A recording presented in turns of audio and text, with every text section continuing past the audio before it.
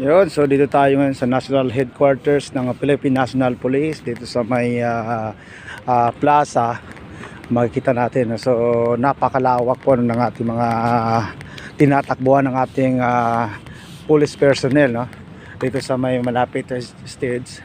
Yan, so makikita natin may Philippine National Police logo at saka National Headquarters logo at saka siyempre yung bagong Pilipinas. Ayan, no?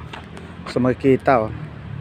So napakalawak ng area na to, guys, sa Camp Crame, Quezon City. So kagaling lang ho natin, no, sa programa ng ating